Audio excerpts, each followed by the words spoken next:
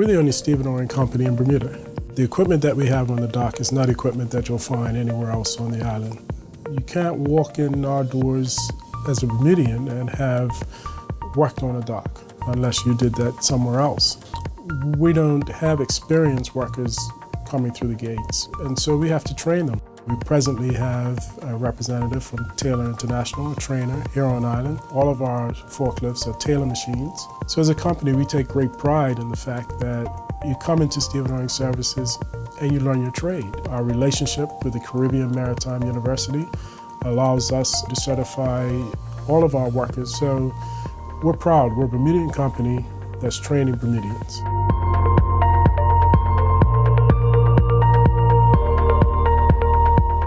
We have 8 mechanics in our garage, 7 of them are young Bermudians. And Jaquan Deshields is a young man who started with us as an apprentice 2 years ago.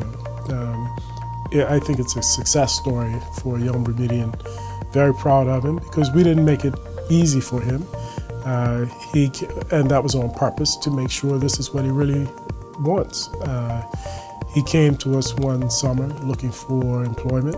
We didn't have a budget for training or to bring someone on, as a apprentice or a summer student.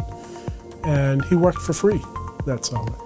My Nana actually is the one that helped me. She became an employee down here in security. So she said, they do mechanics here, you should try. So she spoke to a couple people and they wasn't hiring at the time.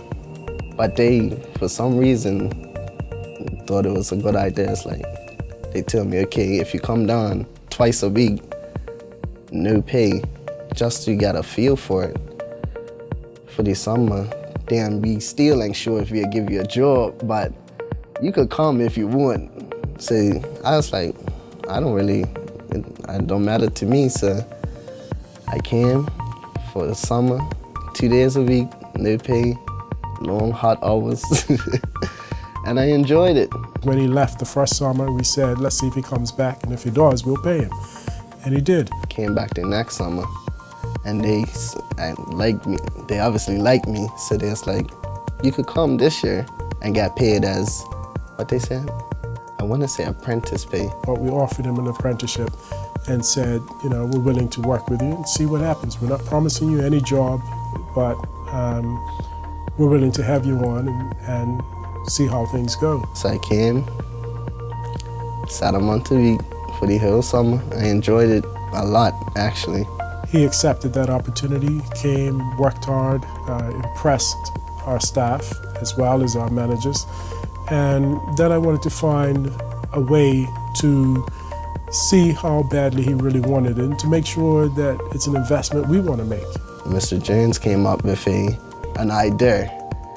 If he said he'd take me on, well, he didn't say that actually, he didn't say that. But he said, since I'm an apprentice, it's easy that he wanted to try this program where I went to Jamaica. Working with Caribbean Maritime University, we set up a secondment, a 4-month secondment, and I want to call it, and what I said to Caribbean Maritime University is that I want something that would make him cry for his mother. Something that would challenge him, that wouldn't be too short, that he could see the end of the tunnel so he wouldn't have to make any changes or adjustments, and something not too long that he would give up thinking that it's impossible. So 4 months was the right time. Went to Jamaica for the 4 months. When I got there, they told me 3 months, but when I got there, it was 4 months. So I was like, okay. So at the Caribbean Maritime University, I was taken out of the traditional mechanics side of it and put into welding and maintenance. So I learned how to weld, refurbish pretty much. And they actually sent me to a petroleum plant to see how that operates and what they do there, and just showing me different things of how it works and a lot. It wasn't easy, and he came through with flying colors. Very proud of him, and today, as a result of that, he is our newest employee. He's a full-time employee as a junior mechanic. So, and still growing and still learning, and we have great hopes for him, and very proud of that. And I think that's an example of a young Bermudian who knows what he wants and buckled down to achieve it, because the entire time he was in Jamaica and here as an apprentice, he was very clear that there were no promises. At first when I came in, I was nervous.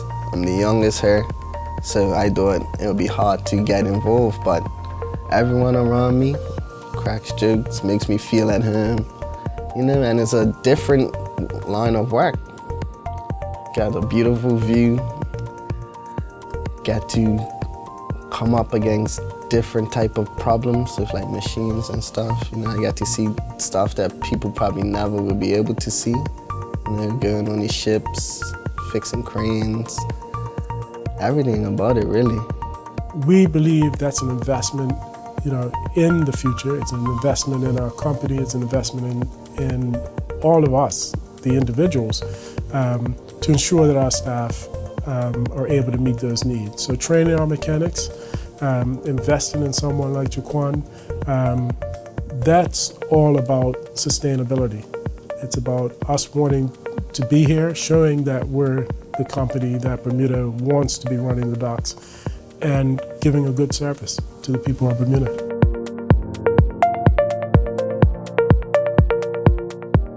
The guy from Taylor came down to this week to show us how to operate and configure the new machines, R8 and R9. He showed us different ways that we could just go straight into the system, find errors.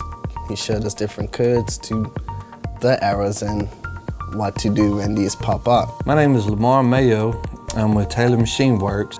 I'm a field technician and I'm also the service training instructor. This is my second time here at Stevedore Services. From the last time to this time, I mean, I have noticed fewer questions, fewer things like that, because yes, they remembered a lot of things that I had talked about last time I was here. That way when I come here and I can train all their technicians, give them a better understanding of the machine. It's coming back like this and further training. Each time I can go further into the training, further in depth on components. Instead of just talking about an electronic module, well, this time I could go into that electronic module and tell them exactly just what it does. I can kind of advance each time where I come down here for training, get a little deeper and deeper in depth, where it's keeping their mechanics up to date, up to par on these machines, where when that machine does go down, I mean, they're quick on it. They know exactly what to do. It's not a whole lot of phone calls or having to dig into this information when it goes down. Hey, I remember him talking about this. I remember him saying, if this happens, you know, do this.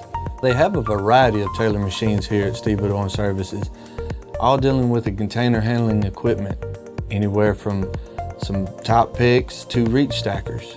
They have older reach stackers. They have newer advanced reach stackers with new electronics, things like that.